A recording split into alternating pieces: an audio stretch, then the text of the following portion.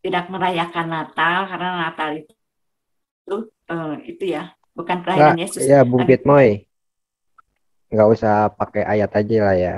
Kan saksi Yehova nggak percaya adanya neraka nih ya. Lalu kan saya bilang, kenapa nggak cabul atau mabok atau segala macam? Kan kata Bu Pitmoy kan nggak boleh. Kenapa nggak boleh? Kan nggak Itu ada kan Nah, neraka. dilarang. Itu kan kalau kita hidup ini kan eh, kita apa untuk kita hidup untuk berterima kasih kan karena Allah Yehwa itu udah berbuat baik kepada kita dengan memberikan sinar matahari, udara, Hmm, makanan gitu kan. hmm, Kita harus berterima kasih. Terus caranya berterima kasih itu bagaimana? Ya kita menuruti segala perintahnya dan meninggalkan segala yang dilarangnya. Jangan menyakiti hmm, hati Yehwa gitu. Jadi kalau di saksi Yehova itu kita berbakti, menyembah Tuhan itu bukan karena kita ingin masuk surga atau takut neraka, tapi hmm, karena hati kita mengasihi dan berterima kasih. Bukan karena takut neraka, bukan karena ingin surga gitu. Tanpa hmm, iming-iming itu. hmm. Sekarang Jadi kita berbakti itu karena hati kita berterima kasih Tuhan itu hmm, baik gitu kepada kita. kehendak Yehova itu apa sih kehendak Yehova di dalam saksi Yehova? Um, Gini aja yang intinya ya hukum Hmm, kasih itu ya. hmm, Kasihilah Tuhan Allahmu dengan segenap hatimu hmm, dan dengan segenap jiwamu. Jangan menyakitinya berarti ya. Dan hmm, kasihilah sesamamu manusia seperti dirimu hmm, sendiri. Jangan hmm. jadi berarti jangan menyakiti eh, ya gitulah intinya hukum kasih. Ya, saya nanya, coba kalau kalau itu buka di Alkitabnya Saksi Yehova, saya mau tahu. Saya Yohanes belum 6 punya, belum punya. saya belum punya. Ya. Kalau nggak gini deh, kita ngobrol gampang aja. Yesus di dalam Saksi Yehova itu sebagai apa? Perantara bukan? Iya, Yesus Oke, imam ya perantara. imam imam perantara dong. Sesuai Terus, dengan yang Yesus ajarkan ya. Di Yohanes hmm, 17 ayat 3, Bapa hmm, yang mengutus aku, Yohanes 14 ayat 8 juga ya. Aku hmm, jalan kebenaran dan hidup tak seorang pun sampai kepada Bapa tanpa melalui hmm. aku. Oke. Mintalah kepada Bapa di dalam namaku. Oh, Ya, mintanya tapi kepada kan Bapa tapi di dalam Saksi nama. Yehova nggak percaya nih kalau Yesus itu adalah Tuhan, bener nggak? Iya, Yesus itu Tuhan yang harus ditaati. Yesus Tuhan dengan yang harus. Bapa itu ya. Jadi Yesus di dan dalam, Bapa itu eh, jadi kalau gitu ada dua Tuhan dong di dalam Saksi Yehova. nggak ada. Tuhan Nggak ada. satu Yehua itu. Artinya ia Tadi yang katanya menyebabkan yang menjadi mengakui Yesus sebagai Tuhan. Sekarang Yehova Tuhan, doang bukan Tuhannya. Tuan bro, tuan, Tuhan. tuan. Tuhan. Tuhan. Ada dua Tuhan. tuan, Peguran. Mm. Ada dua tuan. Oke, sekarang gini. Enggak, yang satu Tuhan yang mengutus Yesus, Yesus Tuhan, bukan Tuhan, Tuhan yang harus Ya. ditaati. Mm. Karena Saksi Yehova itu siapa sih? Gue lupa pendirinya. Dia kan nggak ngerti bahasa daripada Yunani ya. Jadi dia Charles agak das bingung Russell. sendiri. Ya. Oke, sekarang gini. Yesus itu sebagai Tuhan dan Yehova sebagai Tuhan. Betul ya? Padahal kan itu Iya, kan sama, kurios. Sama-sama kurios. Ya. Iya. Sekarang, iya. Sekarang kalau kalau Anda nih, Bu Pitmoy, Anda harus melalui perantaraan Yesus baru bisa kepada Tuhan Anda. Berarti iya, Anda sudah memberhalakan si Tuhan ini dong. ya enggak. Karena Kenapa manusia enggak? itu manusia tidak sempurna karena manusia Nah, itu kita nah, harus di dalam nama Yesus. Yesus iya, yang mengajarkan kan. iya, Tak seorang pun sampai kepada Bapa tanpa melalui hmm, aku, iya. Tidak seorang pun sampai kepada Bapa kalau tidak melalui aku. tanpa Ingat ya, melalui tanpa melalui aku. Oke. Sekarang Anda cuma menganggap Yesus ini sebagai Tuhan, bukan Tuhan loh. Benar kan? aku, beda dengan Yesus. Ya. Ketika Anda menganggap Yesus sebagai Tuhan, Anda harus datang kepada Yesus, baru Yesus bisa membawa Anda kepada Tuhan. Berarti posisi Yesus ini berhala di dalam hidup saksi Yehova dong. Karena dia bukan Tuhan. Ya, itu kan diutus Allah, diutus Allah. Ini ya, gini, gini. Hmm. Yohanes kan diutus untuk menjadi saksi tentang Yesus di 1 Yohanes berapa Hmm. Ya. Kalau menjadi saksi. Ini ya. kesaksian Yohanes, Nah, Bu Pitmoy, kalau Bu Pitmoy kesaksian baca, Yohanes itu kalau Bu Pitmoy baca di dalam Yohanes 1 ayat 3 dikatakan firman itu adalah sebuah Allah. Suatu Allah. Ya, suatu Allah ya. Atau the word was a God. Bahasa Inggrisnya itu pakai pakai A. Nah, ketika Anda bicara tentang A, ya, suatu Allah, berarti kan ada Allah dua. Kan enggak, Allah dikatakan masih tetap satu, Allah tetap satu. kalau tetap satu, kenapa terjemahan Saksi Yehova mengatakan firman itu adalah suatu? Kalau Allah itu kan kalau Allah itu gelar mungkin ya, kalau nama kan Yehuwa. Nama itu Yehuwa. Suatu Allah itu berarti suatu Allah. Ya, firman itu suatu beda Allah. Dengan manusia. Ya, firman ya, itu adalah suatu. Ya, firman itu adalah suatu Allah. Allah di sini apa nih? Allah sembahan atau bukan? Bukan. Tapi berbeda dengan Yehuwa sebagai perantara, sebagai imam. Jadi gini, apa? Suatu Allah itu jadi Yesus itu adalah makhluk ciptaan yang diberi kuasa hampir sama seperti Allah, tapi bukan Allah. Iya, maka itu gue mau bongkar istilahnya mau cari tahu paham doktrin dia. Kalau dikatakan Yesus itu adalah ciptaan, berarti Saksi Yehova telah memberhalakan ciptaan itu. Betul. Nangkap nggak maksud saya, Bu Pitnoy? Tidak memberhalakan, malah tidak disembah. Yang disembah itu yang mengutusnya. Ya, bagaimana Anda tidak menyembah nih? Anda tidak menyembah, tetapi Anda datang kepada dia untuk datang kepada Yehuwa. Berarti kan Anda harus menyembah dia. Apa Yesus sendiri mengajarkan? Lagi pula karena manusia tidak sempurna, jadi harus di dalam nama Yesus. Yesus mengajarkan itu kepada Bapa di dalam nama. Ketika Anda katakan harus di dalam nama Yesus, berarti itu Anda sudah menyembah dia secara roh dan kebenaran. Ya. Kalau Saksi Yehova itu gini, berdoa, doa ini dipanjatkan ke hadirat-Mu Bapa, hanya di dalam nama Juru Selamat kami atau Putramu atau Juru Selamat kami Yesus Kristus itu diakhiri. Bentar Pak Duran. Terus gini ya. Apa? Kan berdoanya kepada Bapa melalui Yesus gitu. Kan di Yohanes 1 ayat. Di Yohanes 1 itu kan bahwa Allah itu menciptakan segala sesuatu itu melalui firman-Nya gitu kan. Iya kan? Oke nggak? Iya. Nah, apakah Allah itu menciptakan makhluk melalui makhluknya gitu loh? Jadi makhluk menciptakan makhluk. Gitu iya. Dong. Firman itu mungkin perkataannya ya. Malah misalkan hikmat, kalau di Amsal itu hikmat. Nah, justru itu. Kalau misalkan firman itu perkataan Allah, nggak mungkin dia makhluk, nggak mungkin dia ciptaan. Melainkan sehakikat dengan Allah itu sendiri gitu loh. Kalau misalkan firman itu disebut sebagai suatu Allah atau ciptaan gitu kan. Ya konsekuensinya bahwa si ciptaan itu menciptakan dunia ini gitu loh. Jadi Allah ini buat ciptaan, terus dia nyuruh untuk bikin dunia gitu. Ciptaan bikin ciptaan. Ini baca di Amsal 8. Coba baca di Amsal 8 ayat 12. Yang sering dibawa Saksi Yehova Amsal 8, 1 Korintus 15. Gua apal banget, sedikit apal. Dan itu nggak merujuk ke Yesus. Bukan pelajaran dari Saksi Yehova ini, tapi saya membaca ini kok mirip dengan yang di Yohanes itu. Amsal 8, ya Bu Pitmoy, saya katakan Amsal 8 di dalam bahasa aslinya, dengerin saya baik-baik ya, di dalam bahasa aslinya itu adalah yang di dalam dia. Maka itu kan saya bilang, Saksi Yehova ini sebenarnya nggak ngerti bahasa aslinya. Pendirinya aja dia nggak tahu nih bahasa Yunani. Benar, nggak tahu. Maka itu terjemahannya ngaco kemana-mana. Kan udah sering dibahas.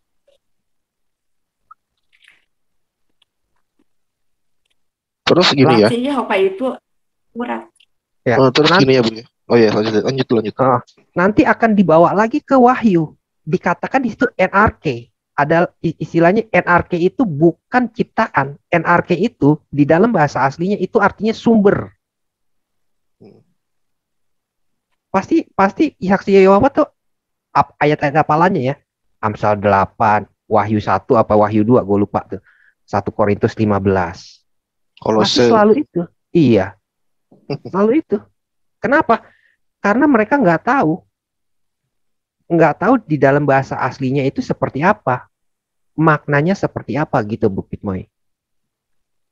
Justru mereka merasa benar ini terjemahan yang asli begitu. Mereka Oke. Kalau begitu Bu Pitmoy coba tanya ke mereka ya tentang yang di mana sih yang Yesus mengatakan kalau Mesias adalah anak Daud, lalu mengapa Daud mengatakan bahwa dia adalah tuannya, Adonai? Nanti di dalam apa tuh Alkitab Saksi Yehova itu ada ayat rujukan. Ayat rujukannya di mana? Ayat rujukannya di Mazmur 110. Di 110 iya, ya. Di situ dikatakan apa? Tuhan berkata kepada Tuanku, duduklah di sebelah kananku. Ingat ya, duduklah di sebelah kananku. Lalu di ayat kelima, Saksi Yehova itu menghindari ayat 5. Karena di ayat 5 dikatakan yang duduk di sebelah kanan adalah Yod-Heh-Vav-He. Karena Anda ya Saksi Yehova nggak ngerti daripada Trinitas ini seperti apa, nggak ngerti. Dia pikir Trinitas ini adalah tiga Allah atau tiga Tuhan yang pribadinya masing-masing berbeda. Itu Trimurti. Bukan pribadi, sorry. Hakikatnya masing-masing berbeda hakikat. Itu Trimurti. Trimurti contohnya ya sama kurang lebih kayak semacam Hindu lah ya. Kalau Anda katakan, iya. Jadi kalau katanya Trinitas kan itu sisipan dari Kaisar Konstantin ya, agar zaman dulu itu di Roma katanya agama Kristen itu menjadi agama resmi di kekaisaran itu. Nah ya, Saksi Yehova itu adalah terusan daripada si Arius. Iya betul. Ya, Saksi Yehova ini adalah sempalan daripada Arius. Arius dia tidak percaya bahwa Yesus itu adalah Allah. Dia cuma percaya Yesus itu sebagai ciptaan. Karena dia bilang, there was a time the word was not. Ada masa firman itu tidak ada. Itu Arius. Tapi Arius percaya nggak ada neraka? Wah, gue nggak tahu dah. Nggak sampai situ. Ya. Lalu terpecah tuh. Ada Arianus, ada segala macam sekte-sekte yang gnostik itu. Pecah. Akhirnya pada tahun berapa sih Saksi Yehova berdiri? 1000 berapa sih? 1800 atau 1000 berapa? Itu abad-abad baru kok. Bukan abad lama itu Saksi Yehova. Iya, baru sih. Iya. Seperti iya di Amerika itu. Iya. Si Charles Taze Russell itu. Iya. Protestan protes ke Katolik yang ini Saksi Yehova itu semacam kayak gitu. Koreksi ajaran Protestan kok. Ada Trinitas, sedangkan di Alkitab itu enggak ada. Kalau Anda bilang koreksi ini Bu Pitmoy, kalau Anda bilang koreksi Protestan salah. Ya, kenapa salah? Protestan ini doktrinnya tetap sama dengan yang lain, tetap sama dengan bapak-bapak gereja. Tetap sama doktrinnya. Saksi Yehova itu bukan Trinitas, tidak Trinitas. Iya, kan Anda bilang tadi Saksi Yehova mengkoreksi, benar gak? Benar dong. Katanya kan Saksi Yehova mengkoreksi daripada Protestan. Nah, sekarang Protestan, Katolik, Ortodoks itu sama semua doktrinnya. Doktrin primernya sama. Memang ada perbedaan di doktrin sekunder. Tetapi doktrin primernya sama. Trinitas. Ketika Anda bilang mengkoreksi, Yesus itu Allah kan kalau di sekarang kan saya bilang nih, kalau Yesus itu bukan Allah, lalu Anda datang kepada dia adalah perantara kepada Yehuwa, berarti Anda sudah memberhalakan Yesus. Kenapa? Karena Anda harus datang kepada dia loh. Sedangkan dia ini bukan Allah, dia ini ciptaan. Ketika Anda datang kepada ciptaan untuk mengharapkan ciptaan itu membawa kepada Yehuwa, berarti apa? Berarti Anda sudah memberhalakan Yesus dulu nih. Ya, Yesus kan sebagai penebus dosa, sebagai juru selamat. Karena kesalahan Adam, dosa Adam menjadi mewariskan.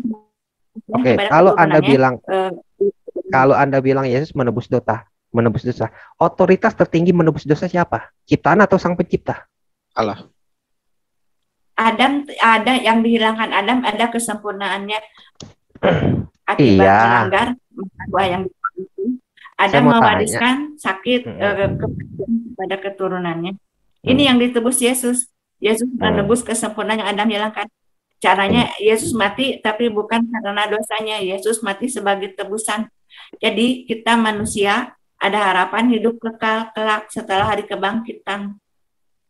Saya nanya, Bu Pitmoy, saya nanya. Ya.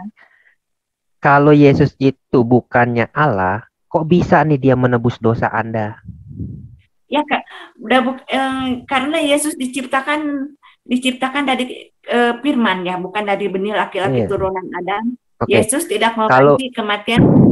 Iya, berarti kan Yehuwanya Saksi Yehova itu sudah memberhalakan Yesus. Berarti dia memberikan izin kepada Yesus untuk menebus dosa, benar nggak? Tidak, zaman Taurat Musa semua diperdamaikan dengan darah domba, kambing atau lembu ya. Tapi makanya disebut perjanjian baru. Ternak itu aku punya, pokoknya ada tidak berkenan. Akhirnya dibaca di Ibrani 10. Ibrani 10. Ibrani 10 ya. Kenapa Anda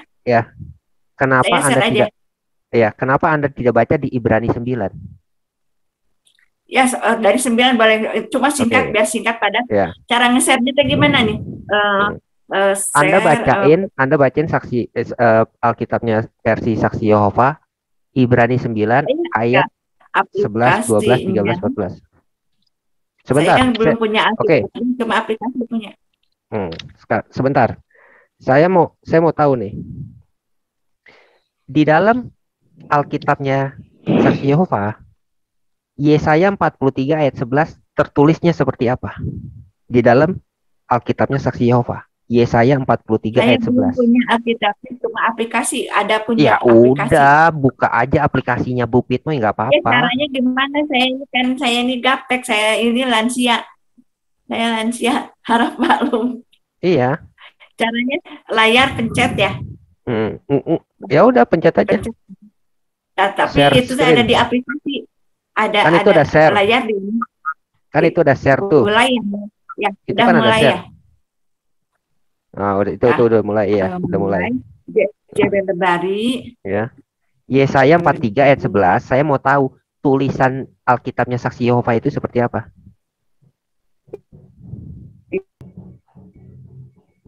Yesaya 43 ayat 11, saya pengen tahu Alkitabnya Saksi Yehova bunyinya seperti apa? Coba.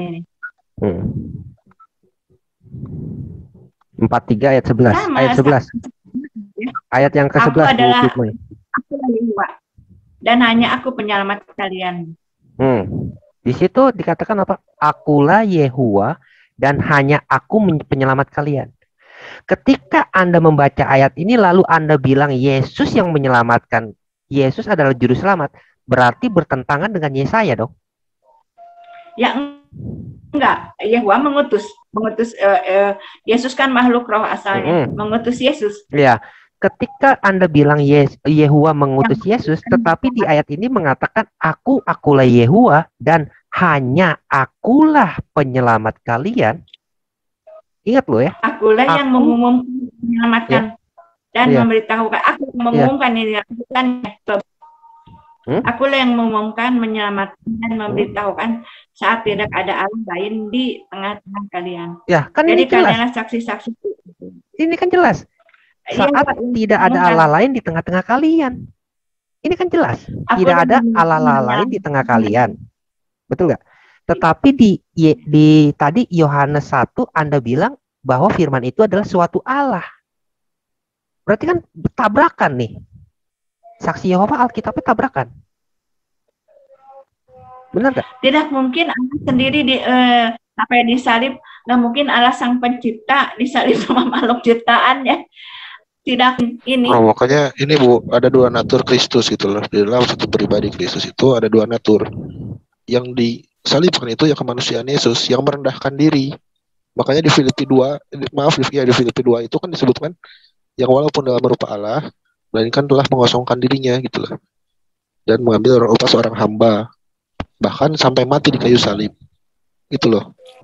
Nggak Jadi mungkin mencipta yang disalibkan sama- itu adalah kemanusiaannya, bukan kealahannya gitu loh. Sedangkan Sama- kealahannya itu kekal gitu loh. Tuh ya. Eli Baktani itu kan Yesus, roh Yesus dengan roh Allah itu berbeda berarti. Oke. Karena Yesus Eli lama bilang- sabatani itu Bentar. adalah nubuatan Mazmur 22. Ya. Betul. Kenapa Yesus harus mengatakan Eli Eli lama sabatani? Itu adalah ya, di dalam Yahudi imannya dia, creednya dia itu adalah doa penghiburan atau doa di saat orang sedang apa sih kayak semacam jatuh ya, terpuruk, dia akan membacakan Mazmur itu. Ketika Yesus mati di atas kayu salib ya, dia bukan sedang berkata, Allahku, Allahku, mengapa engkau meninggalkan aku? Lah Yesus sendiri berkata, Yohanes sendiri berkata, firman itu adalah Allah. Coba Mazmur 22 ayat 1, Bu. Mazmur 22 ayat 1 buka dulu, Bu, maaf. Di aplikasi ini. Iya, boleh buka aja. Nanti akan kelihatan tuh di Mazmur 22 akan kelihatan tangannya Coba ini ada ditusuk, kakinya ditusuk. Anjing-anjing mengerumuni aku. Coba Mazmur 22. Mungkin 22 ayat salah 1 kali dulu. ini. Terjemahannya salah kali dia nih. Download dulu panduan riset ya ini. Ini download depan. Saksi Yehova itu komplit sekali ini. Ada video-videonya juga. Ini lagi download panduan. Langsung aja kalau Alkitab nggak usah download dulu, di back aja. Ini panduan riset ini keterangan.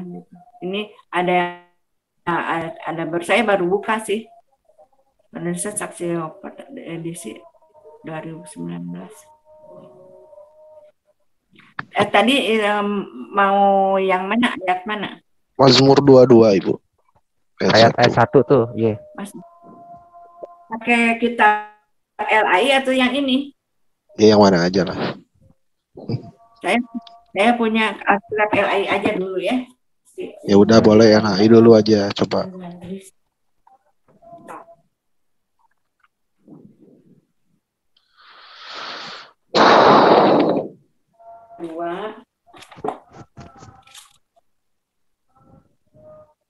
Mazmur 22 ayat 1 sama ayat 17. Anda renungkan tuh Bu Pitmoy, kalau Anda baca LAI punya ya, Anda renungkan baik-baik. Jadi jangan Anda bilang kayak tadi. Banyak gitu. nubuat tentang Yesus itu banyak di Mazmur ini juga termasuk nubuatnya Yesus banyak sekali. Nah, sampai betul. bajunya diundi. Iya, dia udah tahu ini nubuatan. Justru itu, Ibu. Ketika Yesus berkata, Eli, Eli lama sabaktani, itu kan untuk menggenapi nubuatan di Mazmur 22 ini, gitu loh maksudnya. Ngerti kan? Menurut saya bukan untuk menggenapi, karena Yesus kan disalib itu sudah mengandung kutuk dosa, sedangkan roh Allah yang menaungi Yesus itu kan pasti kudus. Jadi karena Yesus sudah menanggung kutuk dosa, tubuhnya Allah yang menaungi Yesus itu meninggalkannya. Saya percaya itu. Jadi Yesus sudah menanggung. Yesus apa tadi, menanggung kutuk dosa apa? Gimana saya nggak ngerti itu.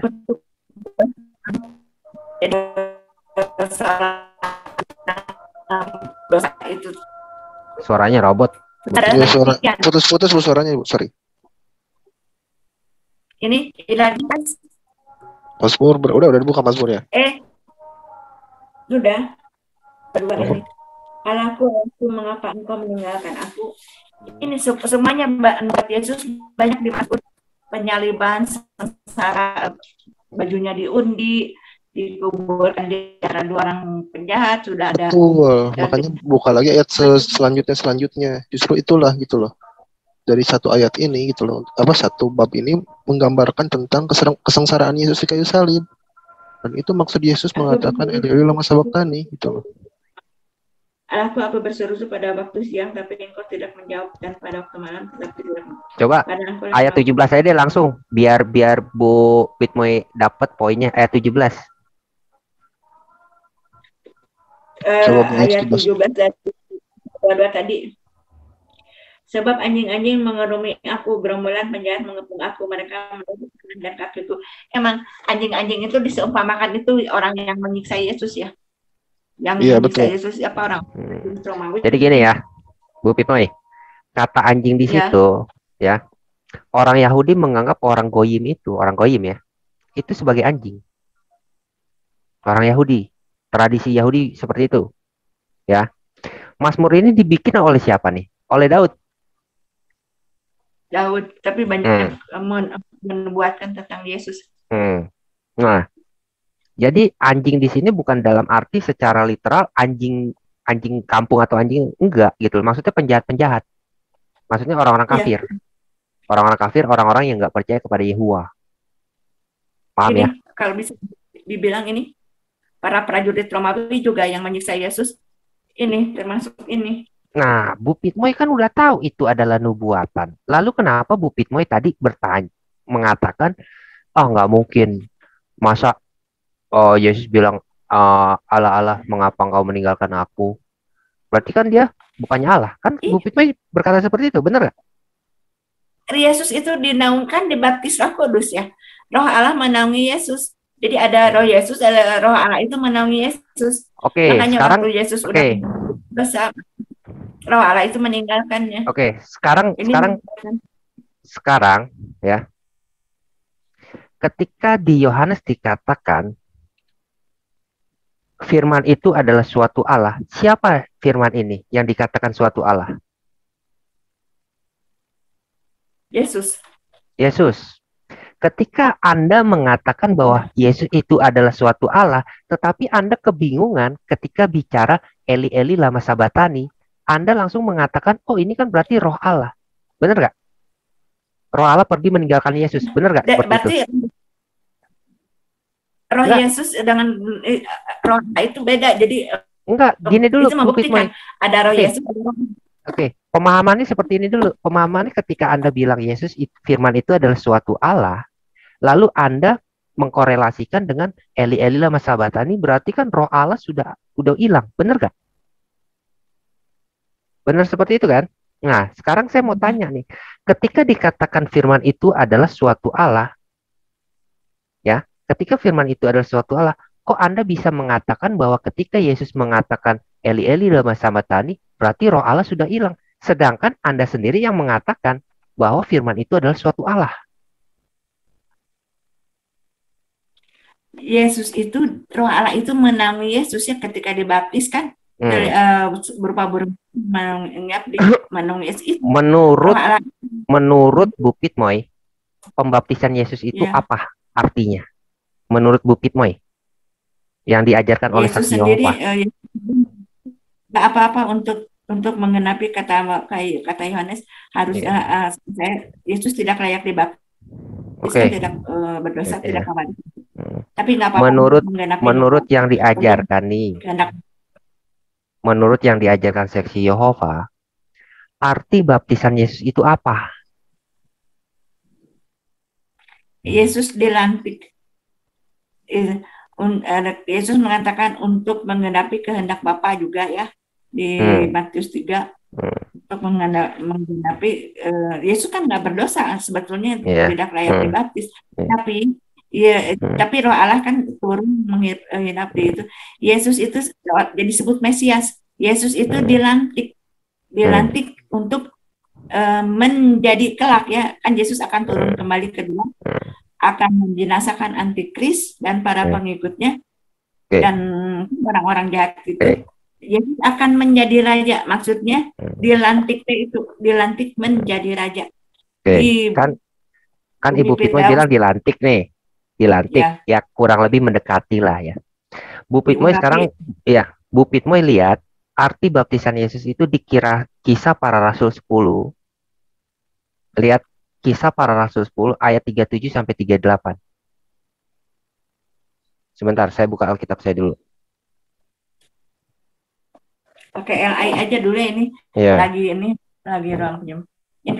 Ini kepenuhan memori lagi pembersihan. Kisah Para Rasul 10 ayat 37 sampai 38. Kisah 110.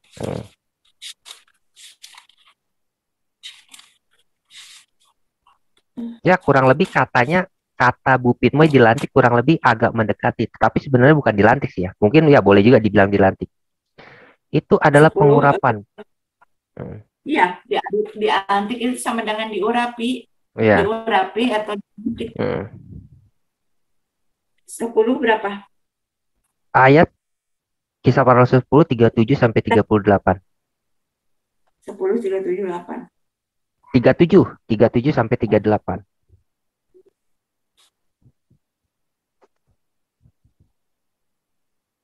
Kamu tahu tentang segala sesuatu yang terjadi di seluruh tanah Yudea, mulai dari Galilea sesudah baptisan yang diberitakan oleh Yohanes. Yohanes membaptis dengan air ya, yaitu tentang Yesus dari Nazaret. Bagaimana Allah mengurapi dia dengan Roh Kudus? Iya benar, mengurapi itu sama dengan melantik Yesus itu akan menjadi raja. Bu Pitmoy tahu nggak?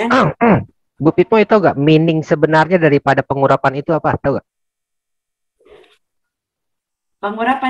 Pengurapan itu kalau zaman itu dulu diurapi dengan minyak gitu ya, diolesi ya.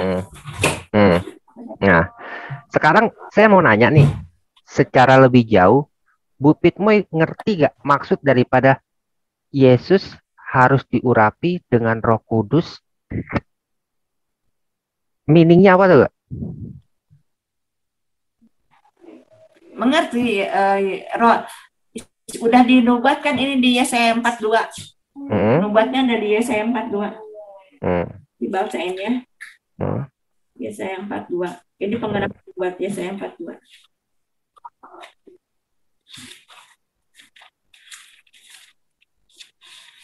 Itu pengenapan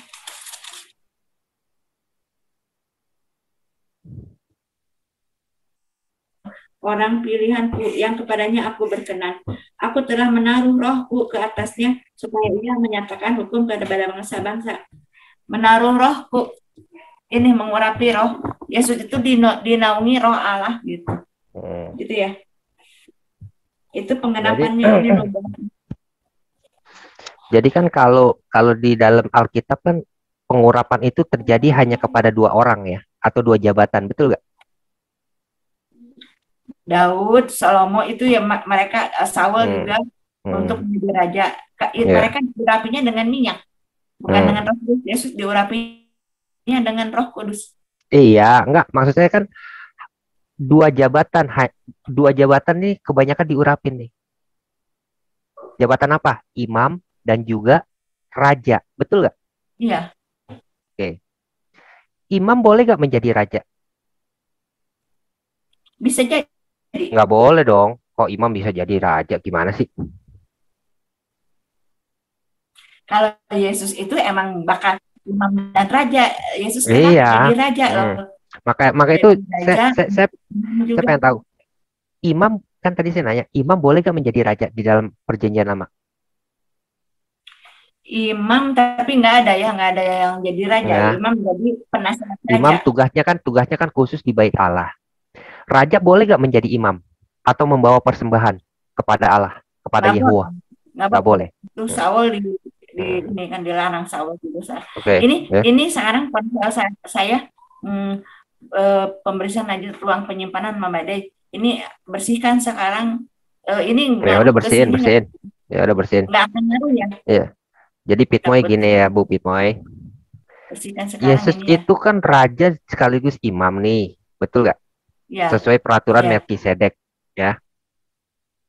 Nah, dia menjadi raja, tetapi dia harus juga menjadi imam. Imamnya ini untuk apa nih, kalau menurut Bu Pitmoy? Imam perjanjian baru. Imam untuk apa? Maksud saya, tugas-tugas Yesus sebagai imam untuk apa? Ya, imam, Yesus itu imam jadi ini, kelak Yesus kan akan menjadi imam, menjadi raja, memerintah atas bumi, tapi di surga. Yesus memerintah atas bumi, tapi di surga dibantu oleh 144.000 orang pilihan. Imam, tugas imam itu sebagai apa gitu loh? Maksud saya bukan rajanya yang kalau saya di sebut. Imam itu Kita sebagai perantara ya. Akulah jalan kebenaran perantara. hidup. Boleh nggak Yesus menjadi imam seharusnya? Ya emang ya raja juga. Boleh nggak Yesus menjadi imam sesuai dengan imamat Harun, boleh apa enggak? Yesus itu pan kalau dia ini yang sulung yang pertama bangkit dari kematian, sekarang Yesus itu menjadi imam. Menjadi rajanya kelak sesudah turun yang kedua kali. Setelah membinasakan para antikris, Yesus akan menjadi raja, memerintah atas bumi, tapi di surga. Bu Pitmoy, sesuai dengan Taurat, hanya keturunan Lewi yang boleh jadi imam. Sedangkan Yesus itu dari Yehuda. Yesus lebih dari orang Lewi. Yesus lebih dari orang Lewi. Dia silsilahnya dari suku Yehuda atau dari mana? Dari Lewi atau dari Yehuda? Yesus itu dari kalimat cipta. Yesus itu bukan turun. Yesus dari kalimat cipta, dari firman. Lahirnya dia dari bukan silsilah turunan mana? Lewi. Lahirnya dari mana?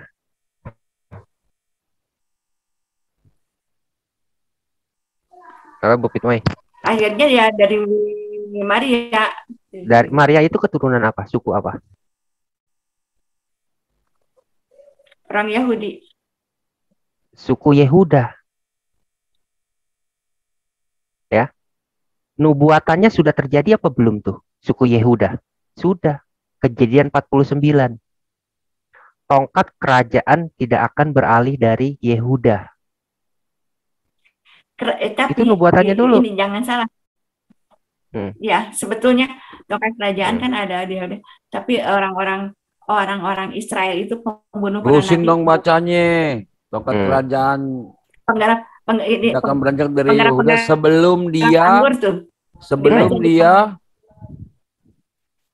datang. Siapa yang datang? Nih, Bu Pitmoy. Ya. Satu, Yesus menurut silsilah itu bisa menjadi raja ya, Yehuda kan dia. Tetapi menurut silsilah juga, menurut ketentuan Taurat, dia tidak bisa menjadi imam karena dia Yehuda, bukan Lewi. Halo? Suara gue hilang ya? Nah, kok jelas. Nah, sekarang Bu Pitmoy balik lagi ke ayat Mazmur 110. Ya. Ayat Mazmur 110, Mazmur Daud, demikianlah firman Tuhan kepada Tuanku, Adoni, ya. Duduklah di sebelah kananku sampai kubuat musuh-musuh. Dia mental Duran.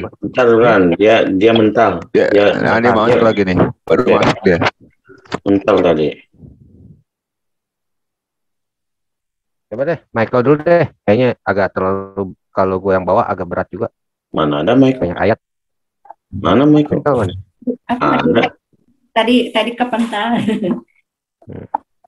Iya, nggak apa-apa. Main izin. Pak Erben mungkin. Ayo. Izin live. Siapa? Tan. Oh itu ya. Munir nge-live nggak tuh Munir? Nggak tahu, dia nggak izin. Munir. Ya, Bu Pitmoy ya. Sebagian yang tadi ya, Mazmur 110. Demikianlah firman Tuhan kepada Tuanku, duduklah di sebelah kananku sampai kebuat musuh-musuhmu menjadi tumpuan kakimu. Tongkat kekuatanmu akan diulurkan Tuhan dari Sion, memerintahkan di antara musuhmu. Pada hari tentaramu, bangsamu merelakan diri untuk maju. Dengan berhiasan kekudusan dari kandungan fajar, tampil bagimu keremajan seperti embun.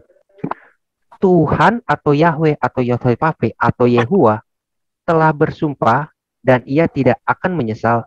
Engkau adalah imam untuk selama-lamanya menurut Melkisedek. Emang Yesus imam raja juga. Betul. Ya. Kenapa Yesus mengatakan kepada orang Yahudi pada saat itu, bagaimana Mesias menurutmu? Mereka kan bilang, oh Mesias itu anak Daud.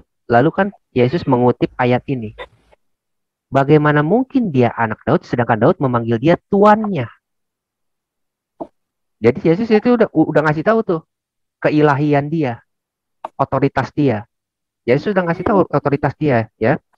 Lalu kalau ibu baca lagi di ayat 5, Tuhan atau Yehuwa ada di sebelah kananmu.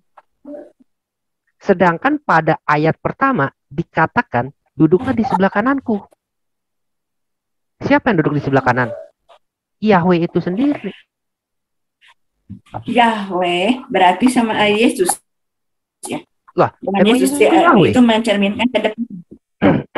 Ibu nggak percaya? Yahweh, yang Yesus bukan Yahweh. Yesus itu utusan Bapa, juru selamat. Tapi emang dekat gitu. Itu kan kalau duduk di sebelah kanan berarti ada dua kan? Kedekatan bukannya satu. Kalau satu akan disebut sebelah kanan. Sekarang yang duduk di sebelah kanan siapa? Yesus. Yesus duduk di sebelah kanan Yahweh berarti. Yesus duduk di sebelah kanannya Yahweh. Kan ibu kan seolah-olah mengasumsikan ada dua pribadi nih. Yesus duduk di sebelah kanan Yahweh dong, benar dong? Ya. Oke. Ketika Yesus di sebelah Yahweh, berarti Yahweh ada di sebelah kiri. Iya. Gitu. Kalau Yahweh ada di sebelah kiri, berarti yang di sebelah kanan siapa nih? Orang Israel dong. Betul. Yesus duduk sebelah kanan. Ya. Kiri, terus di sebelah kanannya Yesus. Nah, ketika dikatakan duduklah di sebelah kananku, berarti Yesus ada di sebelah kanan. Betul dong? Ya. Oke. Ya. Ketika Yesus ada di sebelah kanan, berarti Yahweh di sebelah kiri dong. Betul ya? Iya. Oke. Ya.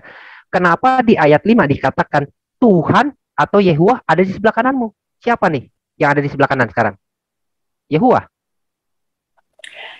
Ini mencerminkan kedekatan, kata saya bukan kata arti sebenarnya. Yesus dengan Yehuwa itu selalu berdekat-dekat.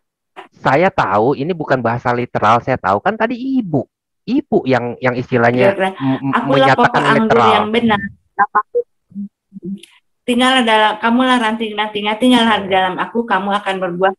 Gitu kan kata Yesus, akulah pokok anggur yang benar, Bapakku pengusahanya. Tinggallah di dalam aku, kamu ranting-ranting, kita ini ranting-rantingnya. Gitu. Bapak kan pengusahanya. Kan ibu kan tadi bilang, benar nggak? Ibu bilang loh. Ya udah, nggak usah 100 Mazmur 10 lagi deh. Kasihan juga ntar muter-muter capek juga ibu. Sekarang gini. Kedekatan saya ini baca di Daniel 7. Ini mencerminkan kedekatan anak manusia. Anak manusia. Di Daniel 7 itu anak manusia diberikan apa?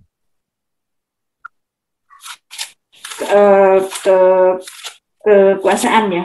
Ya. Kerajaan. Oke, ketika anak manusia itu seperti anak manusia itu diberikan kekuasaan, berarti apa? Konsekuensi logisnya apa? Konsekuensi logis daripada ayat yang menyatakan diberi kekuasaan itu apa? Yesus kelak akan menjadi raja. Raja memerintah atas bumi, di surga disebut kerajaan Allah. Ini nih baca. Tampaklah datang di awan-awan dari langit seorang seperti anak manusia. Datanglah ia kepada yang lanjut usianya. Dan ia dibawa ke hadapannya. Lalu diberikan kepadanya kekuasaan dan kemuliaan dan kekuasaan sebagai raja. Maka orang-orang dari segala bangsa, suku bangsa, dan bahasa mengabdi kepadanya. Berkuasaannya ialah kekuasaan yang kekal. Ya. Kekuasaan yang apa? Yang kekal. Yang kekal. Ya. Konsekuensinya ketika yang lanjut usia memberikan kekuasaan. Ayatnya enggak, Joran? Hah? Kenapa? Mau gue bukain ayatnya enggak? Nggak usah, dia udah ini kok. Dia udah buka. Konsekuensi logisnya ya. Ketika diberikan kekuasaan yang kekal, kalau Yesus itu bukan Allah itu sendiri, konsekuensi logisnya berarti Yehuwa sudah membuat ciptaannya menjadi Allah. Betul gak sih? Enggak. Yehuwa itu penguasa tertinggi. Yehuwa penguasa, Yesus itu raja penguasa tertinggi Yehua Iya, disebut kerajaan. betul. Ini Yehua penguasa tertinggi, betul. iya, Yehua penguasa iya. tertinggi. Tetapi penguasa tertinggi itu sudah memberikan kekuasaan kepada yang Nah, seperti dia manusia. Betul dong? Ya, tetapi di 1 Korintus berapa ya? Akhirnya dia Jangan akan lari-lari dulu. menaklukkan diri. Gue bingung sama saksi Yehova kadang-kadang suka lari-lari. Setelah menaklukkan, dia akan menyerahkan kuasanya dan kembali kepada Yehua. Ada di 1 Korintus. Karena dia monogenes. Dia akan menyerahkan menaklukkan dirinya kepada Yehua di 1 Korintus. Mana? Betul. Emang ada yang salah? Iya. Coba. Ya, tolong bukain. Iya, dibaca 1 Korintus ya. berapa? 1 Korintus 1 Korintus 15 ayat 28.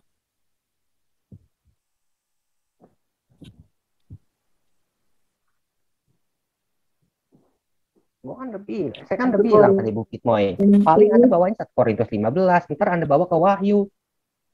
15. Ya, maklum Mas, saya ini udah lansia. Bukan gini loh. Bu Pitmoy, Anda bukan udah lansia, tetapi Anda sudah di training. Gitu loh. Anda sudah di training harus mengunci di ayat-ayat ini. Kan saya bilang kan, Anda bawanya paling Amsal 8, 1 Korintus 15, Kolose nanti larinya kemana? Larinya nanti ke Wahyu. Sumber awal dari segala penciptaan. Jadi saksi apa nggak ngajarin ini presis saya kalau baca Alkitab, oh kok ini sama dengan ini, kok ini sama dengan ini, disambung-sambung. Kalau saksi Yehova tidak mengerti Anda ini, lalu kenapa saya bisa dengan tepat mengatakan Anda akan membawa 1 Korintus 15? Coba. Ayat keberapa? Ya. Ayat keberapa? Musuh-musuh yang terakhir yang dibaca. Ya. Ini. 15 ayat keberapa? 15 ayat 28. Tetapi kalau segala sesuatu telah ditaklukkan di bawah Kristus, maka ia sendiri sebagai anak akan menaklukkan dirinya di bawah dia. Di bawah dia itu Yehua. Yang setelah menaklukkan segala sesuatu di bawahnya, supaya Allah menjadi semua di dalam semua. Jadi penguasa tertinggi itu nanti kalau Yehua Allah. Oke.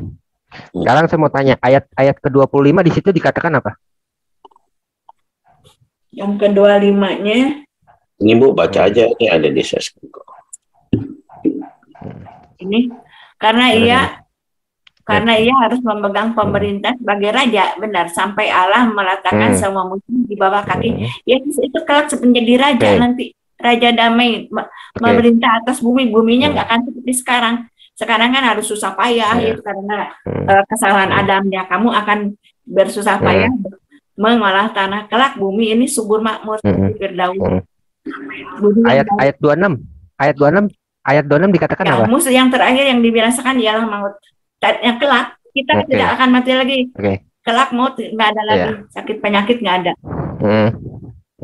Musuh yang terakhir yang dibinasakan ialah maut. Ya. Terus ayat 27. Sebab segala sesuatu telah ditaklukkannya di bawah kakinya. Tetapi kalau dikatakan kakinya siapa nih?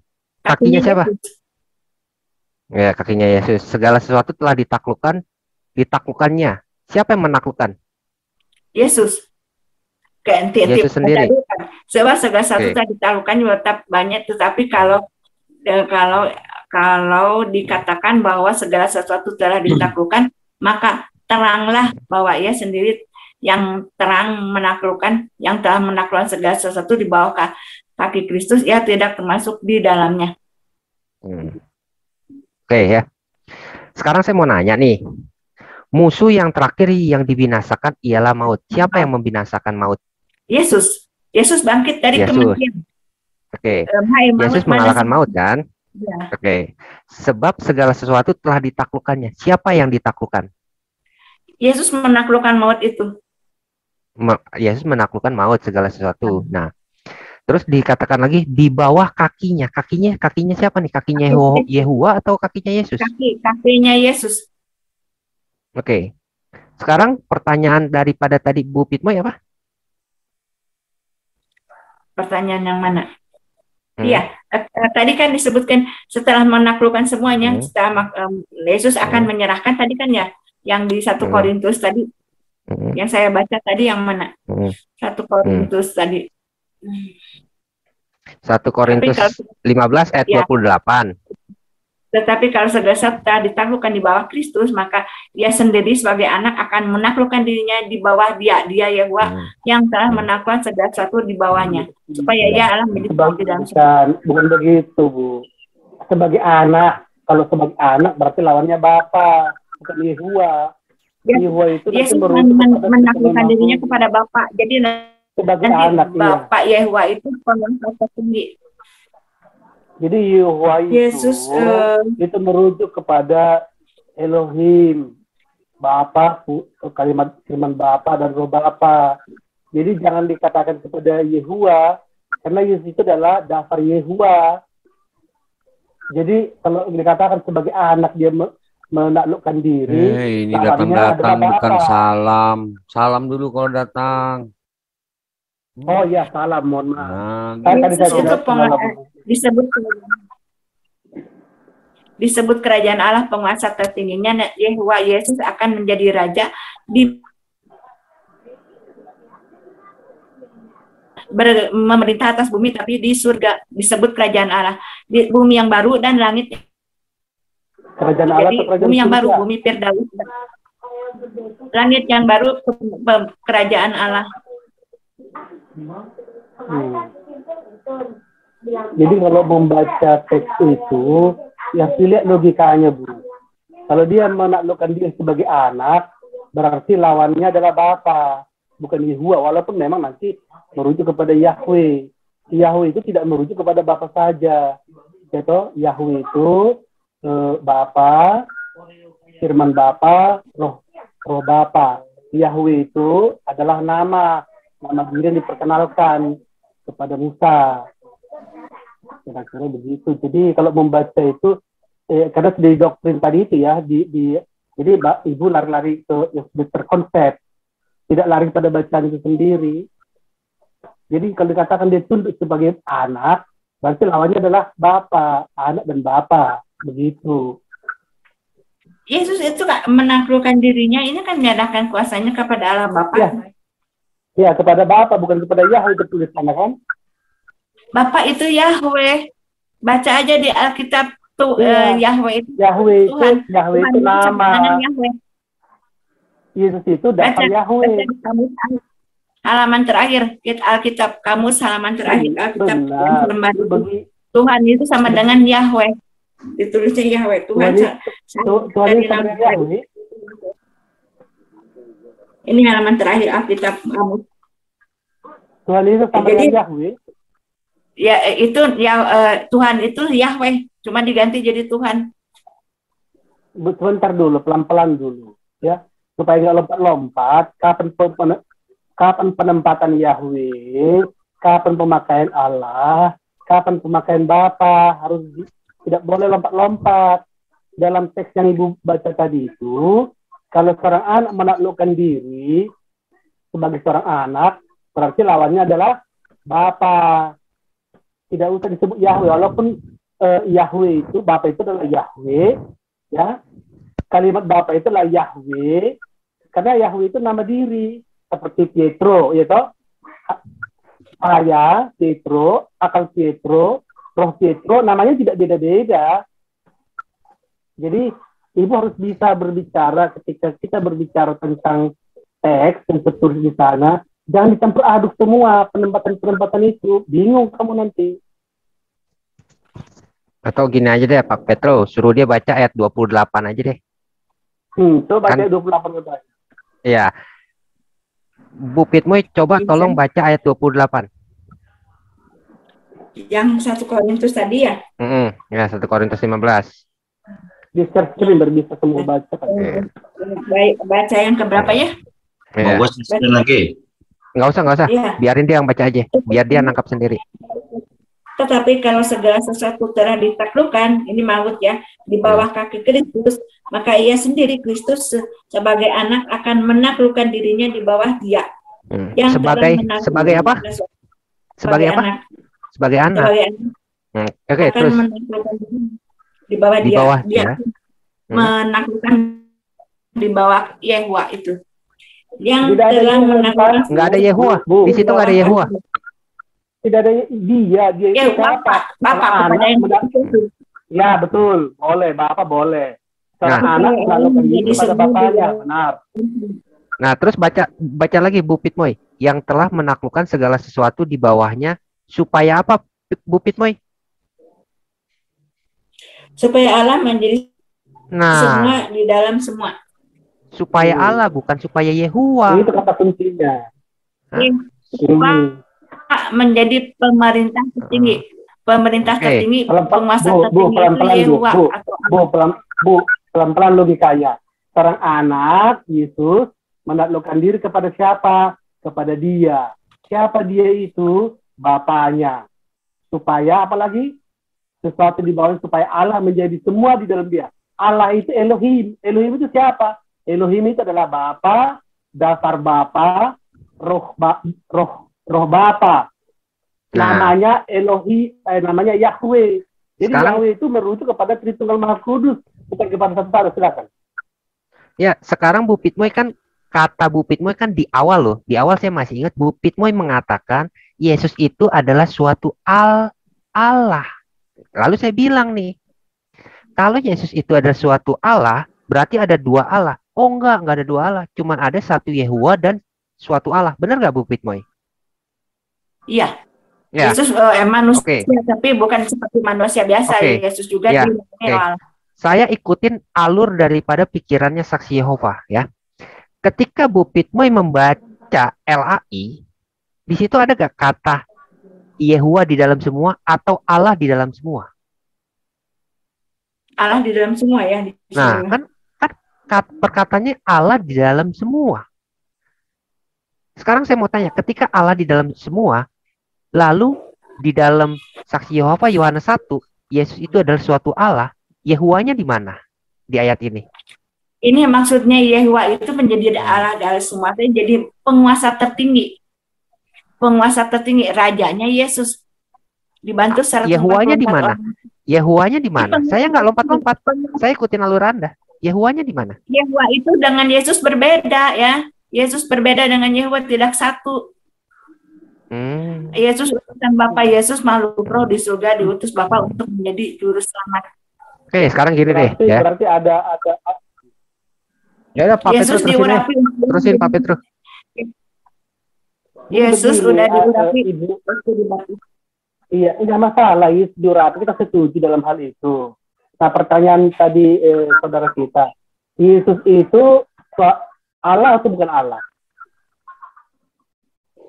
Yesus beda dengan ini ya. Bukan itu pertanyaan. Yesus saya tidak tanya beda atau sama. Tuhan. Tidak tanya beda Yesus atau sama. Bukan Yehua, Yesus Tuhan.